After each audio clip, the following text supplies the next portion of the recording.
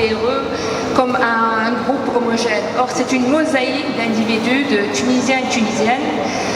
Ça part du chauffeur de taxi dans une capitale européenne, un prof universitaire, un médecin, des vice-présidents de compagnie, des investisseurs.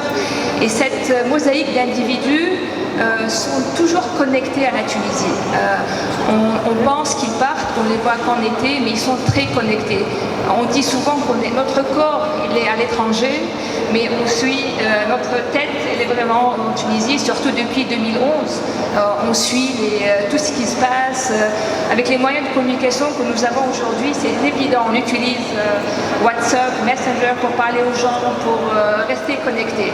Donc un premier point, c'est par rapport à avant, la diaspora d'aujourd'hui elle est très connectée à la Tunisie. Le deuxième point, c'est une diaspora très généreuse. On a parlé de générosité financière, mais on ne parle pas assez de la générosité de temps. Le nombre de Tunisiens qui prennent de leur temps quand ils viennent en Tunisie pendant leurs vacances pour aller parler à un entrepreneur, pour aller visiter une école, pour offrir leurs services au gouvernement, aux parlementaires, c'est inouï, vous serez très surpris. Il y a ceux qui viennent en Tunisie, mais même quand on reste à l'étranger, on reste connecté et on offre nos services.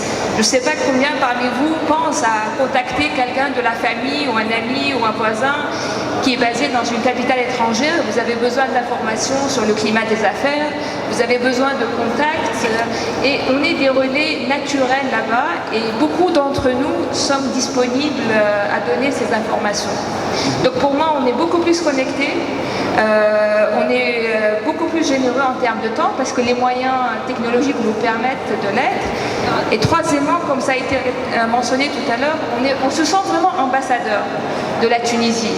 Je ne l'avais pas bien compris quand j'étais diaspora en France, parce que les Français connaissent la Tunisie, mais aux États-Unis, c'est toute une autre histoire. Donc, je veux dire quelques exemples. Il y a 10-15 ans, on disait Tunisie, on avait les réponses de Indonesia, on a dit North Africa, South Africa. Donc vraiment, on parlait de la Tunisie, à mettre la Tunisie sur la carte aux États-Unis. Et depuis 2011, à qui les Américains ont demandé des renseignements sur la Tunisie, c'est les Tunisiens qui habitent aux États-Unis. Comment ça se passe en Tunisie, quelles sont les opportunités d'affaires. Quand ils voyagent en Tunisie pour des contacts, ils nous demandent à nous, basés aux États-Unis, quels sont les contacts, quelles sont les personnes à rencontrer. Donc on se sent vraiment diaspora et on prend notre rôle très au sérieux.